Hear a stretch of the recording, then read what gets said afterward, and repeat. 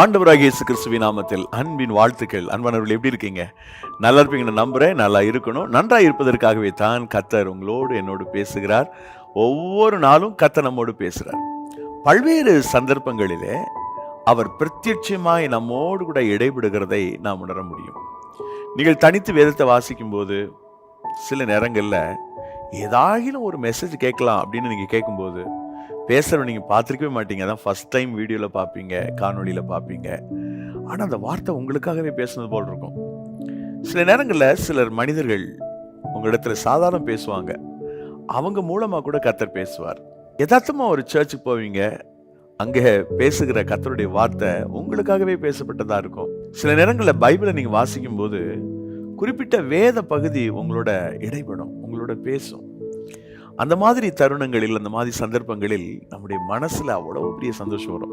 அதை அனுபவிக்கும் போது தான் தெரியும். ஒருவேளை இந்த செய்தியை பார்த்துட்டு இருக்கிற உங்களுக்கு அந்த அனுபவம் ஏற்கனவே இருக்கலாம். இல்லைன்னா யதார்த்தமாக நீங்கள் இந்த நிகழ்ச்சியை பார்த்தீங்கன்னா, புதுசாக இப்போ தான் பார்க்குறேன் பிரதர், அந்த மாதிரிலாம் ஒரு எக்ஸ்பீரியன்ஸ் எனக்கு இல்லை, நான் எந்த மாதிரியும் ஒரு வித்தியாசமான அனுபவத்தை நான் பெற்றிருந்ததில்லை, இப்போ நான் ஆண்டவரை நம்புகிறேன் என்று சொல்லக்கூடியவர்களாக இருந்தால் நீங்கள் வேதாகமத்தை வாசிக்க துவங்குங்க. இப்போ நாங்கள் இந்த ஒரு 25 மினிட்ஸ் 30 மினிட்ஸ் இந்த வார்த்தை கொடுப்பதனுடைய நோக்கம், ஏதாயிலும் ஒரு விதத்தில் தேவன் தம்முடைய பிள்ளைகளை உற்சாகப்படுத்தணும், வெல்லப்படணும், அவங்க ஆண்டவருக்குள்ள வளரணும். இதை மனசில் வச்சு தான் நாங்கள் இந்த டைமை ஸ்பெண்ட் பண்ணுறோம்.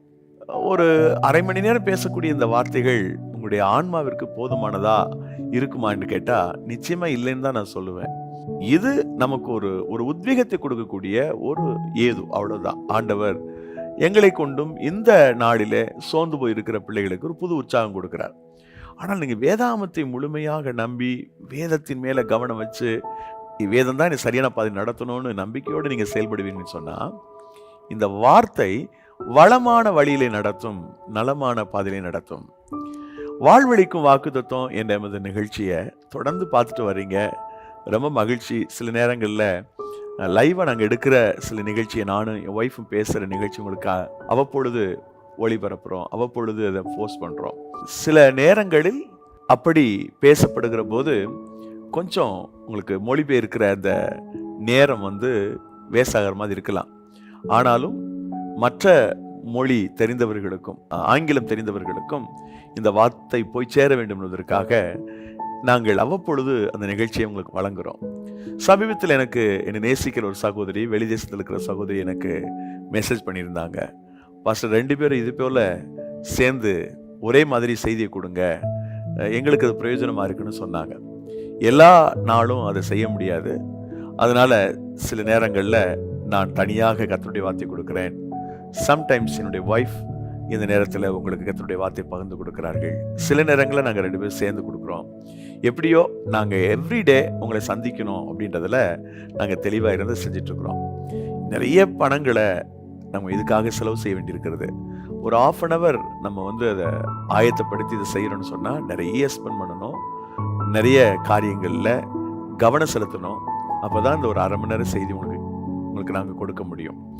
ஸோ இதனுடைய நோக்கம் என்ன அப்படின்னா, எப்படியாகிலும் இந்த வார்த்தை மக்களுக்கு வாழ்வளிக்க வேண்டும் என்பதற்காக. எங்களால் தெளிவாக சொல்ல முடியும், இந்த வார்த்தைகளை தொடர்ந்து கேட்கிற அநேக பிள்ளைகளுடைய லைஃப்ல ஒரு மாற்றம் இருக்குது. ஏனென்றால் அவ்வப்பொழுது எங்கள் தொலைபேசியில் அழைத்து சொல்கிறார்கள். உங்களிலே சிலர் எங்களோடு பேசி இருக்கலாம், சிலர் மெசேஜ் பண்ணுவாங்க, சிலர் டெக்ஸ்ட் பண்ணுறாங்க, எப்படி எங்களுக்கு பிரயோஜனமாக இருக்குதுன்னு சொல்கிறாங்க. உங்கள் எல்லாருக்காகவும் நாங்கள் கர்த்தருக்கு நன்றி சொல்கிறோம். ஏதாகிலும் ஒரு குரூப் ஆஃப் பீப்புளுக்கு இந்த வார்த்தைகள் ஒரு புதிய பலனை கொடுக்குது, புதிய சக்தியை கொடுக்குது, புதிய ஆறுதலை கொடுக்குது, புதிய அந்த வலிமையை தருது அப்படின்னு நினைக்கும் போது எங்களால் ஆண்டவர் துதிக்காமல் இருக்க முடியல. ஸோ அந்த விதத்தில் இன்றைக்கும் உங்களோட நான் கர்த்தருடைய வார்த்தையை பேசுவதற்கு எனக்கு ஆண்டவர் கொடுத்த நல்ல வாய்ப்பிற்காக நான் தேவாதி தேவனை ஸ்தோத்திரிக்கிறேன், துதிக்கிறேன். ஆண்டவர் நம்மோடு கூட பேசுகிறவர்.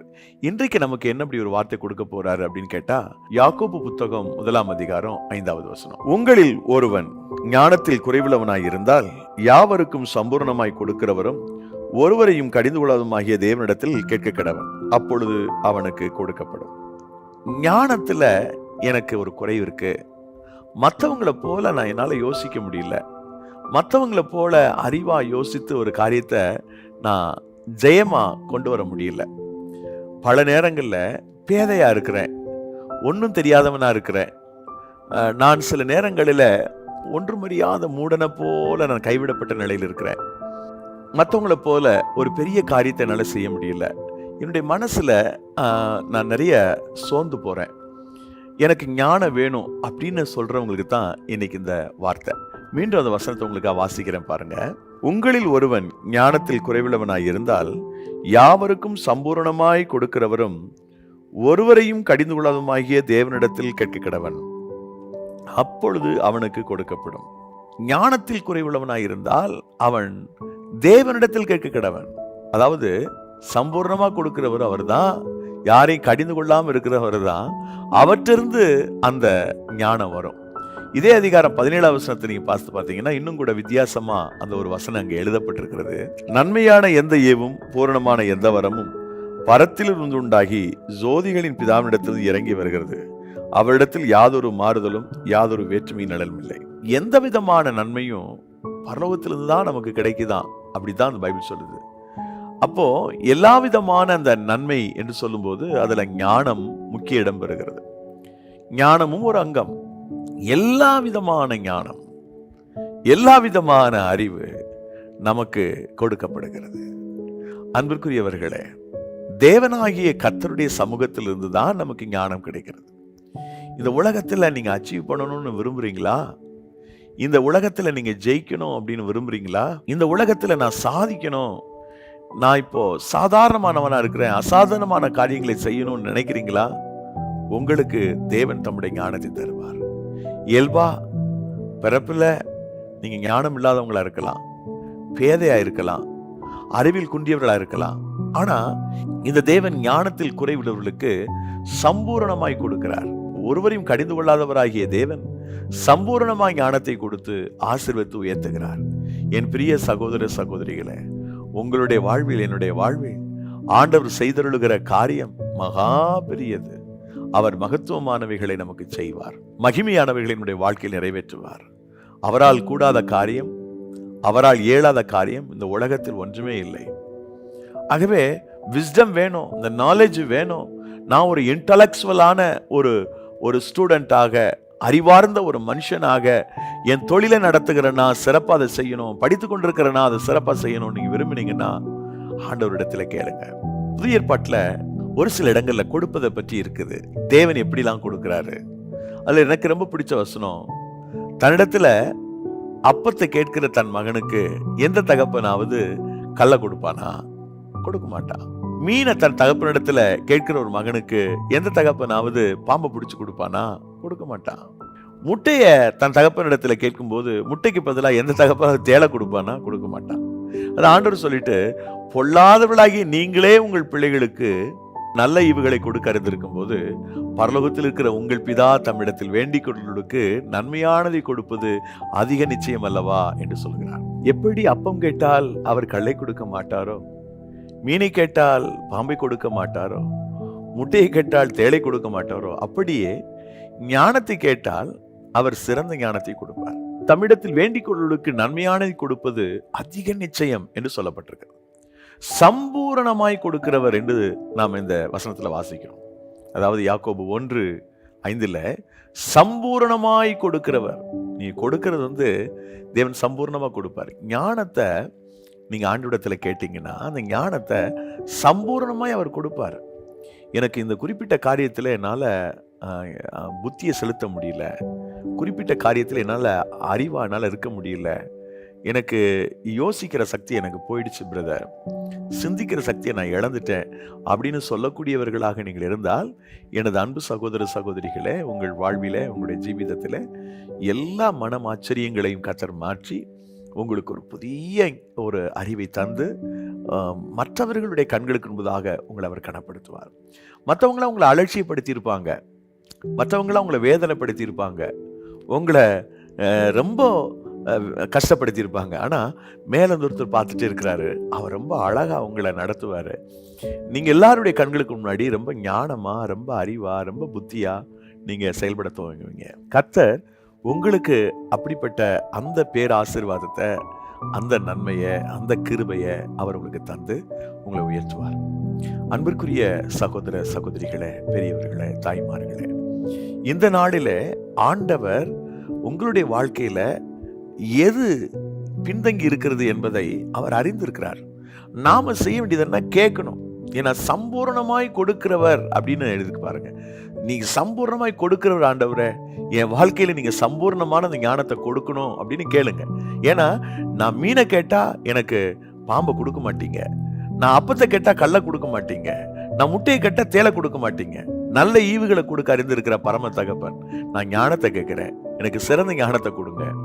என் வியாபாரத்தை கவனிக்க முடியல, என் பிசினஸ்ல கவனம் செலுத்த முடியல, என் குடும்பத்தை சரியா நல்லா கொண்டு போக முடியல, என் சர்ச்சை சரியா நான் விசாரிக்க முடியல, என் உறவுகளுக்கு நடுவில் நான் ரொம்ப அறிவை செயல்படுத்தி வாழ முடியல, நான் அதுல ரொம்ப சோர்ந்து போயிட்டேன், தயவு செய்து எனக்கு உங்களுடைய ஞானத்தை கொடுங்க. Lord, give me your wisdom and knowledge என்று நீங்க கேட்கும்போது ஆண்டவர் கட்டாயம் தருவார்.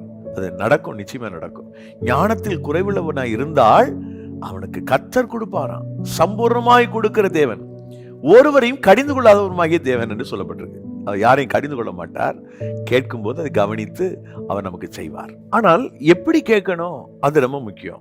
நீங்க கேட்டா அவர் கொடுக்கிறாரு ஞானத்தை. நீங்க ஞானத்தில் குறைவுள்ளவனாய் இருந்து நீங்க கேட்டீங்கன்னா அந்த ஞானத்தை அவர் கொடுக்கிறாரு. எப்படி கேட்கணும் அப்படின்னு சொன்னா, எவ்வளவு வேணும் சந்தேகம் இல்லாம விசுவாசத்தோட கேட்கணும். அடுத்த வசனம் சொல்லுது, 6வது வசனம், நீ கேளுங்க, கேட்டா அவர் கொடுப்பாரு. ஆனா நம்ம செய்யற பெரிய மிஸ்டேக்ஸ் என்னன்னா, நம்முடைய பிரேயர்ல டவுட்ஸ் இருக்குது, நம்ம பிரேயர்ல விசுவாசம் செத்து போகுது. நாம எவ்வளவு வேணும் சந்தேகப்படாமல் விசுவாசத்தோடு தேவனிடத்துல கேட்க வேண்டும். சந்தேகப்படாமல் நம்பிக்கையோடு நாம் கேட்க வேண்டும். இந்த விசுவாசத்திற்கு நேர் எதிரானது சில விஷயங்கள் இருக்குது. அதுல ஒண்ணு பயம், இன்னொன்னு சந்தேகம். மேஜரா இருக்கிறது 2 தான். அதாவது விசுவாசத்தை ஒண்ணு இல்லாம செய்யறதுக்கு இந்த 2 சுபாவம் போதும். ஆனா விசுவாசம் உச்சத்தை அடைந்து அது நம்முடைய லைஃப்ல ஆதிக்கம் செலுத்தும் போது இந்த சந்தேகமும் பயமும் தோத்து போகும். மிக குறிப்பாக இந்த டவுட்ஸ் இருக்கு பாருங்க, சந்தேகம். அந்த சந்தேகம் நமக்கு வரவே கூடாது. சந்தேகம் இல்லாம, சந்தேகப்படாம நாம அவரை விசுவாசித்து நீங்கள் ஜெபிக்க துவங்கும் போது ஆண்டவர் உங்க லைஃப்ல செய்யக்கூடிய அற்புதம் என்பது ரொம்ப ஆச்சரியமா இருக்கும். உங்களுக்கான அந்த ஞானத்தை அவர் தருவார், உங்களுக்கான அறிவை கொடுப்பார், உங்களுக்கான யோஜனையை கர்த்தர் கொடுப்பார். நீங்க நினைக்கிறத விட மேலா நீங்க அச்சீவ் பண்ணுவீங்க. என்னால் அதை செய்ய முடியாது, ஐ ஆம் அன்வொர்தி, நான் அபாத்திரமானவன், ஐ கான்ட் டூ தட் என்று நீங்கள் நினைத்து விட்டு விடுகிற விஷயங்கள் இருக்கு பாருங்க, அது நிறைய இருக்கு. அதையெல்லாம் ஒன்றன்பின் ஒன்றாக செய்வதற்குரிய ஆற்றலையும் சக்தியையும் அவர் உங்களுக்கு தருவார். அந்த ஆற்றல் சக்திக்கு மேல அந்த ஞானத்தை அவர் தந்து உயர்த்துவார். பிரியமானவர்களே, நிறைய பேர் பாருங்க, படிப்பே இருக்காது, குவாலிஃபிகேஷன் ரொம்ப கம்மியா இருக்கும், ஆனா அவங்க ஆண்டவரை பிடிச்சிக்கிட்டதுனால மிக அற்புதமான ஒரு அறிவை அவர்களுக்கு தந்து அவளை உயர்த்துவார். எனக்கு ஒரு அருமையான தேவ மனிதர் கடந்த ஆண்டு ஊழியக்காரர்களுக்கு எல்லாத்துக்கும் ட்ரெஸ் எடுத்து கொடுத்தாரு. நான் அவர்கிட்ட பேசிட்டு இருந்தேன். நான் இது வரைக்கும் அவரை பார்த்ததில்லை. நம்முடைய ஊழியக்காரங்களுக்கெல்லாம் வருஷந்தோறும் ஒரு ட்ரெஸ் எடுக்கணும்னா அது ஒரு பெரும் தொகையை செலவு பண்ணணும். ஹியூஜ் அமௌண்ட், எவ்வளோன்னு சொல்ல விரும்பல, ஹியூஜ் அமௌண்ட் தேவைப்படும். ஏன்னா சாரி எடுக்கணும், பேண்ட் ஷர்ட் எடுக்கணும், எல்லாத்துக்கும் எடுத்து கொடுக்கணும், ஒரு பெரிய தேவை இருக்கும் எவ்ரி இயர். ஆனால் ஆண்டவர் யெகோவா ஈராக இருந்து எல்லாத்தையுமே சந்திக்கிறார். அப்போ அந்த முறை லாக்டவுன் லாஸ்ட் இயர் ரொம்ப சோர்ந்து போயிருந்த போது அந்த அருமையான தேவ மனுஷனை கூப்பிட்டு அந்த நான் ஏன் சார்பாக அவங்களுக்கு கொடுக்கணும்னு நினைக்கிறேன் அப்படின்னு நான் அவர்கிட்ட கேட்டேன், எப்படி உங்களோட ரட்சிப்பை பற்றி சொல்லுங்க. படிப்பு ரொம்ப கம்மி, திருநெல்வேலி மாவட்டத்திலிருந்து பிழைப்பை தேடி நார்த் இந்தியாவுக்கு போன ஒரு தேவ மனுஷனை ஆண்டவர் நல்ல ஞானத்தை கொடுத்து அறிவை கொடுத்து இன்னைக்கு பார்த்தா அவர் பெரிய அளவில் எக்ஸ்போர்ட் பண்ணுறார். 1000க்கும் அதிகமான வேலையாட்கள் அவர்கிட்ட வேலை செய்கிறாங்களாம். அவர் ஷேர் பண்ணார். அதை பாருங்க பாஸ்டர், நான் படிப்பு எனக்கு ரொம்ப கம்மி, ரொம்ப குறைவு, ஆனால் என்னுடைய ஆண்டவர் எனக்கு நல்ல ஞானத்தை கொடுத்தார், அறிவை கொடுத்தார். இன்னைக்கு நான் உயர்ந்த அடைக்கலத்தில் நான் வைக்கப்பட்டிருக்கிறேன். இதெல்லாம் நிர்வகிப்பதற்கான அந்த சமயோசித ஞானமும் அறிவும் புத்தியும் எனக்கு ஆண்டவர் தான் கொடுத்தாரு. நிறைய பேர் லைஃப்பில் நான் அதை பார்த்துருக்கிறேன். நான் கடந்த 30 ஆண்டுகளுக்கு மேலா இந்த ஆண்டவருடைய வேலையை நான் செஞ்சுட்டு வரேன். படிப்பு ரொம்ப கம்மியாக இருக்கும், ஆனால் ஆண்டவரை பிடிச்சிக்கிட்டதுனால அவங்களுக்கு ஸ்பெஷலாக கர்த்தர் அந்த விஸ்டமையும் கொடுத்து ஞானத்தையும் கொடுத்து அவங்கள பயன்படுத்தி வருகிறார். ஆகவே இன்றைக்கு உங்களுடைய குடும்பத்தில் ஞானம் இல்லாமல் நிறைய விஷயத்தில் நீங்கள் தோற்று போயிருக்கலாம். இன்னைக்கு நீங்கள் ஆண்டவரை நம்புங்க, கர்த்தர் அந்த ஞானத்தை உங்களுக்கு தந்து உங்களை ஆசீர்வதிப்பார். சந்தேகப்படாமல் நீங்கள் விசுவாசத்தோட கேட்கணும், அதில் ரொம்ப கவனம் செலுத்துங்க. ஒரு முறை இயேசு கிறிஸ்து பெத்தானியாவிலேருந்து எருசலேமுக்கும் எருசலேமிலிருந்து பெத்தானியாவுக்கும் டிராவல் பண்ணுறத நம்ம பார்க்குறோம். மாற்றி மாற்றி டிராவல் பண்ணுறாரு, சிட்டிக்கும் ஒரு கிராமத்துக்கும் இடையில. இது மத்தேயு நற்செய்தி நூல் 21 அதிகாரத்தில் இருக்குது. அப்படி ஒரு முறை வரும்போது பயங்கர பசி ஆண்டவருக்கு, அவருக்கு பசி உண்டாயிற்று அப்படின்னு வாசிக்கிறோம். அப்போ ஒரு அத்திமரம் இலைதலையோடு இருக்குது. அந்த அத்திமரத்திட்ட ஏதாவது கனி இருக்குன்னு போனார், ஆனால் கனி இல்லை, வெறும் இலை தான். அதனால அந்த அத்திமரத்தை சபிச்சார் ஆண்டவர். அவங்க திருப்பி ரிட்டர்ன் ஆகி வந்துட்டு இருக்கும்போது பார்த்தா அந்த மரம் பட்டு போயிடுச்சு. ரொம்ப ஆச்சரியப்பட்டாங்க. அப்போதான் ஆண்டவர் சொன்னாரு, நீங்க சந்தேகப்படாம விசுவாசித்தா இந்த அத்திமரத்துக்கு நடந்தது போல நடக்கும் அப்படின்னு சொன்னார். இந்த வசனம் எங்க இருக்கு அப்படின்னா மத்தேயு நற்செய்தி நூல் 21:21 இருக்கு. நீங்க சந்தேகப்படாம விசுவாசிப்பீங்கன்னு சொன்னா இந்த அத்திமரத்துக்கு என்ன நடந்துச்சோ அதுதான் உங்களுடைய லைஃப்ல நடக்கும். நீங்க விசுவாசிக்கணும், சந்தேகப்படாம விசுவாசிக்கணும்னு சொன்னார். அந்த அத்திமரம் இவ்வளவு துரிதமா பட்டு போச்சேன்னு ஆச்சரியப்படும் போது, அவர்கள் ஆச்சரியப்பட்டு கொண்டிருக்கிற போது ஆண்டவர் அற்புதமான ஒரு வார்த்தையை சொன்னார். நீங்கள் இத்தகைய விசுவாசம் உடையவர்களாக சந்தேகம் எல்லாம் விசுவாசிக்கூடியவர்களாக இருந்தால் இந்த அத்திமரத்துக்கு என்ன நடந்துச்சோ அது உங்களுடைய லைஃப்ல நடக்கும் அப்படின்னு சொன்னார். அதே மாதிரி மார்க்கு புஸ்தகம் 11:23 ஒரு கடுகள விசுவாசம் உள்ளவனா இருந்து இந்த கண்மலை பார்த்து பெயர்ந்து கடலுக்கு போன்னு சொன்னா போகும், ஆனா சந்தேகப்படாம சொல்லணும் அப்படின்னு இருக்கு. சந்தேகம் இல்லாம நீங்க அதை சொன்னீங்கன்னா அது நடக்கும். கவனிங்க, மத்தேயு 21 அதிகாரம் 21 வசனத்துல ஒரு அத்திமரத்தை குறிச்சும் மார்க் 11:23 ஒரு மலையை குறிச்சும் அவர் சொல்லும் போது எவ்வளவு வேணும் சந்தேகப்படாம விசுவாசத்தோட சொல்லுங்க அப்படின்னு சொல்றாரு. அதுதான் ஞானத்துக்கும் பொருந்தும். உங்களுக்கு ஞானம் வேணும்னா ஆண்டவரே நீ எனக்கு ஞானத்தை கொடுங்க. சில நேரங்கள்ல நான் பிரசங்கம் பண்ண போவேன். பிரசங்கம் பண்றதுக்கு முன்னாடி அந்த பிரசங்கத்துக்கான செய்திகளை ஆயத்தப்படுத்துவது. நான் இப்போ உங்ககிட்ட சாதாரண பேசுறேன், நான் பிரசங்கம் பண்ணல, நான் உங்ககிட்ட பேசிட்டு இருக்கிறேன். நான் எப்போதுமே இந்த வாழ்வழிக்கும் நிகழ்ச்சி பதிவு செய்யும் போது ஒரு பிரசங்கம் பண்ற மாதிரி ஃபீலோட நான் பேசுறது இல்லை. எப்படி சொந்தக்காரங்கிட்ட நம்ம வீட்டார் இடத்துல எப்படி பேசணுமோ அப்படிதான் நான் பேசுறேன். அதனால நான் பிரசங்கம் பண்ணல. நான் சர்ச்சில் ப்ரீச் பண்ணும்போது, கன்வென்ஷன்ல பேசும்போதெல்லாம் நான் என்னுடைய அறையிலிருந்து கிளம்பும்போது வசனங்கள் எல்லாத்தையும் எழுதுவேன். ஆனால் ஆச்சரியமா இருக்கும், நான் அந்த ஸ்டேஜுக்கு வந்து செய்தி தொடங்கும் போது குறிப்புகளை நான் பார்க்கறது இல்லை. நோட்ஸ் எழுதி வச்சு இந்த நோட்ஸை பார்த்துட்டு நான் பண்ணக்கூடிய பிரசங்கங்கள் ரொம்ப ரொம்ப குறைவு. 99% நான் குறிப்புகளை வைக்காமல் தான் பேசுகிறேன். எப்படி இது சாத்தியம் அப்படின்னு கேட்டிங்கன்னா, அதுதான் கடவுள் கொடுக்குற ஞானம். நம்ம கஷ்டப்பட்டு மனப்பாடம் பண்ணுறது இல்லை. நான் அந்த ப்ரிப்பேர் பண்ணும்போது நான் எதை ப்ரிப்பேர் பண்ணுறேனோ அது என்னுடைய மனதில் வந்து அப்படியே பதிவாயிடும். நிறைய நேரங்களில் நான் அதை குறித்து நானே ஆச்சரியப்பட்டது உண்டு. இதெல்லாம் ஆண்டவர் கொடுக்குற ஞானம் தான், அறிவு தான். இந்த செய்தி கேட்டுட்டு இருக்கிற நீங்கள் ஒரு தொழிலை நடத்திட்டு இருக்கலாம், அல்லன்னா ஒரு இன்ஸ்டிடியூஷனை நடத்திட்டு இருக்கலாம், இல்லை குடும்பத்தை நடத்த முடியாமல் ரொம்ப திணறிட்டு இருக்கலாம், கஷ்டமாக இருக்குது அப்படின்னு சொல்லக்கூடிய நிலையில் இருக்கலாம். நீங்கள் கேளுங்க, ஞானத்தை தருவார். படிப்பை பாருங்க, படிக்கிறேன் பிரதர் ஆனால் மண்டையில் ஏறவே மாட்டேங்குதுன்னு சொல்லக்கூடியவங்களா நீங்கள் இருந்தால் உங்களுக்கு கர்த்தர் ஞானத்தை கொடுப்பார். விசேஷித்த அந்த ஞானம் உங்களுக்கு நிச்சயமாக கிடைக்கும். அதனால டோன்ட் வரி, தைரியமாக இருங்க, ஞானத்தை கேளுங்க, கர்த்தர் உதவி செய்வார். இப்போ வெற்றிக்கான ஒரு அடையாளத்தையும் தோல்விக்கான ஒரு அடையாளத்தையும் நான் சொல்ல போகிறேன். அதாவது சந்தேகப்படாமல் விசுவாசித்து வெற்றி பெற்ற ஒரு மனுஷனையும், சந்தேகப்பட்டு அற்ப விசுவாசமாக இருந்த ஒரு தோல்வியையும் இப்போ நான் உங்களுக்கு சொல்லிட்டு ஜெபிச்சு முடிக்கலாம்னு நினைக்கிறேன். வெற்றிக்கான அடையாளம் யாரு? ஆபிரகாம். நீங்கள் ரோமர் புஸ்தகம் 4வது அதிகாரம் 18 - 21 வரைக்கும் குறிச்சு வச்சுக்கோங்க. அதில் பார்த்தீங்கன்னா அவன் எவ்வளவு வேணும் சந்தேகப்படாமல், அதாவது தன்னுடைய சரீரம் செத்து போச்சு, சாராளுடைய கற்பை செத்து போச்சு, எவ்வளவு வேணும் சந்தேகப்படாம ஆபிரகாம் விசுவாசித்தான். அதனால அவனுக்கு ஈசாக்க கர்த்தர் கொடுத்தார். எவ்வளவு பெரிய அற்புதம் இல்லை? அதாவது எவ்வளவு வேணும் சந்தேகப்படாம, கொஞ்சம் கூட டவுட்ஸ் கிடையாது. அப்படி இருந்ததுனால இந்த மனிதனுடைய லைஃப்ல வாழ்க்கையில பாருங்க மிகப்பெரிய ஒரு மாற்றம், மிகப்பெரிய ஒரு அற்புதம், இயற்கைக்கு அப்பாற்பட்ட ஒரு காரியம் நிகழ்ந்தது இந்த ஆபிரகாமுடைய லைஃப்ல. யோசிச்சு பார்க்கல, நினைச்சு பார்க்கல. வயசாகி போச்சே, ஒய்ஃபுக்கும் ஸ்திரீகளுக்குள்ள வழிபாடு நின்று போச்சு, அதை பத்தி தான் யோசிக்கல. சந்தேகம் இல்லாமல் விசுவாசித்தான். அப்படிதான் இருக்குது அந்த பகுதியில. ஆகவே அவன் லைஃப்ல ஒரு பெரிய வெற்றி பெற்றான். அது மாதிரி தான் ஞானம் என்கிற விஷயத்துல இந்த ஞானத்தை நம்ம சந்தேகப்படாம ஆண்டவரிடத்துல கேட்டு பெற்றுக்கொள்ளணும். இதுல ஒரு தோல்விக்கான அடையாளம் என்னன்னு கேட்டா, மத்தேயு 14ஆம் அதிகாரம் 24-34 வரைக்கும் ஞாபகம் வச்சுக்கோங்க. அது 34 வசனம் பாத்தீங்கன்னா, அற்ப விசுவாசியே ஏன் சந்தேகப்பட்டாய் அப்படின்னு வசனம் வருது. என்ன நடந்துச்சு? இயேசு கடல் நடந்து வர்றாரு. பேதுரு கேட்கிறாரு, நீரே ஆனால் நான் நடந்து வர கட்டளையிடும்னு கேட்கிறாரு. வான்னு சொன்னாலும் நடந்து வர்றாரு. கொஞ்ச தூரம் வந்தபோது ரைட் சைடோ லெஃப்ட் சைடோ திரும்பி பார்க்குறாரு, அலைய பார்க்குறாரு. ஐயோ அமிழ்ந்து போவோமேன்னு நினைக்கும் போது உள்ள போயிட்டார். ஏன் சந்தேகப்பட்டப்பா நீ? ஏன் உனக்கு டவுட் வந்துச்சு? ஏன் சந்தேகப்பட்ட? ஏன் உனக்குள்ள அந்த அவிசுவாசம்னு சொல்லி ஆண்டவர் கடிந்து கொள்கிறார். அவனை கையை பிடிச்சு தூக்குறாரு. இப்போ வெற்றிக்கான ஒரு அடையாளம், தோல்விக்கான ஒரு அடையாளம்.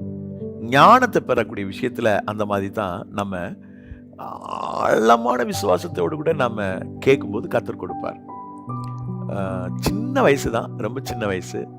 சின்ன வயசுல நாட்டை ஆளணும், நாட்டை நிர்வாகம் பண்ணணும் முடியாது. சந்தேகப்படாம விசுவாசத்தோட ஞானத்துக்காக ஒருவன் ஜெபிச்சான். குட்டி பையன்தான், சின்ன பையன்தான். அவன் தான் சாலமோன். ஆண்டவர் அவனுக்கு அந்த மிகுதியான ஞானத்தை கொடுத்தார். அதே மாதிரி அந்நிய தேசத்துல ஒரு அடிமை தான், ஒரு சிறை கைதி தான். ஆனா அவனுக்கு கர்த்தர் ஞானத்தை ரொம்ப மிகுதியா கொடுத்திருந்தார். இது ஆதியாகமம் 41:39 நம்ம வாசிக்க முடியும். அதே போல ஒரு சிறைவாசியா பிடித்து கொண்டு போகப்பட்ட அந்நிய தேசத்துல அகதியா இருந்த தானியேலுடைய லைஃப்ல பாத்தீங்கன்னா மிகுந்த ஞானத்தை அவனுக்கு கர்த்தர் கொடுத்திருந்தார். தானியேல் 1:3 அந்த 6-7 அதிகாரங்கள் வரைக்கும் வாசித்து பாத்தீங்கன்னா எவ்வளவு பெரிய விஸ்டம் பாருங்க தானியேலுக்கு. ரொம்ப ஞானம். ஒரு மனுஷன் கண்ட சொப்பனத்தையும் சொல்லுவான், சொப்பனத்துக்கான அர்த்தத்தையும் சொல்லுவான். அவ்வளோ பெரிய ஞானம் உள்ளவனை கர்த்தர் அங்க வச்சிருந்தாரு.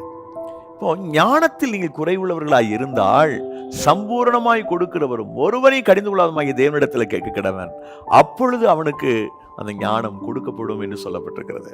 பிரிய சகோதர சகோதரிகளை, உங்க வாழ்க்கையில, நம்ம ஒவ்வொருத்தருடைய வாழ்க்கையில கர்த்தர் மிகுந்த ஞானத்தை, மிகுந்த ஒரு ஆசீர்வாதத்தை நமக்கு கொடுக்கணும் அப்படின்னு சொன்னா நாம சந்தேகம் இல்லாம விசுவாசத்தோட கேட்கணும். என் வாழ்க்கை முழுசும் தோல்வியா இருக்குது, நான் ஜெயிக்கவே முடியல, நான் என்ன பண்ணாலும் முன்னேறதுக்கு ஒரு வழி கூட கிடைக்கல பிரதர் என்று சொல்லக்கூடிய அன்பு சகோதரி சகோதரியே, இன்றைக்கு நீங்கள் கொஞ்சம் கூட சந்தேகப்படாம விசுவாசத்தோட ஆண்டவர் நோக்கி கேளுங்க. ஆண்டவரே, நீங்க தான் என் வாழ்க்கையை ஆசீர்வதிக்க முடியும், நான் அதை முழுமையா நம்புறேன், தயவு செய்து என்னை ஆசீர்வதிங்கன்னு சொல்லி நீங்க ஜெபம் பண்ணுங்க. அப்படி ஜெபிப்பீர்களே ஆனால் உங்க மேல ஒரு ஆசீர்வாதம் வரும், நீங்கள் ஆசீர்வதிக்கப்படுவீர்கள். ஜெபம் பண்ணுவோமா? நேசிக்கிற எங்கள் பரலோக தந்தையே, இந்த ஆசீர்வாதமான இனிய தருணத்திற்காக நன்றி. உங்களுடைய பொற்கரங்களிலே இந்த வார்த்தைகளை கேட்ட எங்கள் அன்பு சகோதர சகோதரிகள் ஒவ்வொருவரையும் அர்ப்பணித்து ஜெபிக்கிறேன். Lord, bless them Jesus. கர்த்தருடைய ஆசீர்வாதம் பரிபூரணமாய் உடைய பிள்ளைகள் நிரப்பட்டும். தேவனுக்காக உடைய பிள்ளைகள் எழும்பி பிரகாசிக்க, உடைய ஆசீர்வாதத்தை அன்பு பிள்ளைகள் அனுபவிக்க நீர் உதவி செய்ய வேண்டும் என்று ஜெபிக்கிறேன். லார்ட் தகப்பனே, கர்த்தாவை துதிக்கிறேன். கர்த்தருடைய காருண்யமும் கர்த்தருடைய மகிமையும் தயவும் உடைய பிள்ளைகளை அளவில்லாமல் மூடற்றும் ஆண்டவரே. ஞானத்தில் குறைவுள்ளவர்களாக யாராகிலும் இந்த செய்தியை பார்த்து கொண்டிருந்தால் அவர்கள் ஞானத்தில் நிறைந்தவர்களாக இருக்க, தேவனுக்காக எழும்பி பிரகாசிக்க அன்பு பிள்ளைகளுடைய கரத்தில் ஒப்பு கொடுத்து ஜெபிக்கிறோம். கர்த்தர் ஆசீர்வதியும். எல்லா துதி கன மகிமை யாவும் ஒருவருக்கே செலுத்துகிறோம். இயேசு கிறிஸ்துவின் இன்ப நாமத்தில் ஜெபிக்கிறோம் ஜீவனுள்ள நல்ல பிதாவே, ஆமென். ஆமாம் மாணவர்களே, இவ்வளவு நேரம் நீங்க பொறுமையோடு இந்த வார்த்தைகளை கவனித்துக் கொண்டதற்காக நன்றி. கர்த்தர் உங்களை ஆசீர்வதிப்பாராக. விசேஷித்த நன்மையினால கர்த்தர் உங்களை நிரப்பட்டும் என்று நான் ஜெபிக்கிறேன். ஒவ்வொரு நாளும் காலையில் எழுந்த உடனே 1 நிமிட வாக்குத்தத்தம் நிபந்தனையோடு அனுப்பி வைக்கப்படுகிறது. இதனுடைய நோக்கம் என்னன்னு சொன்னா, காலை எழுந்த உடனே ஒரு வசனத்தை நீங்க கேட்டுட்டு உங்க வாழ்க்கையை ஆரம்பிக்கணும்ன்றதுதான். 1 நிமிஷம் கேட்டா போதுமானா இல்ல, கண்டிப்பா நீங்க வேதாமத்தை தனித்து வாசிக்கணும். அதனால உங்களுக்கு ஆசீர்வாதம் உண்டு. இந்த 1 நிமிட வாக்குத்தத்தத்தை நீங்க பெற விரும்பினா திரையில் தோன்றுகிற எண்ணை குறிச்சுக்கோங்க. 9600662466 என்ற எண்ணிற்கு வாக்குத்தத்தம் தேவை, இல்லைன்னா நீட் ப்ராமிஸ் அப்படின்னு டெக்ஸ்ட் பண்ணி உங்களுடைய பெயர் மற்றும் மாவட்டத்தினுடைய பெயரை சேர்த்து அனுப்புங்க. இதே வசனம் எனக்கு ஆங்கிலத்தில் வேணும்னு கேட்டீங்கன்னா 9943921251 என்ற எண்ணிற்கு நீட் ப்ராமிஸ் டெக்ஸ்ட் பண்ணுங்க.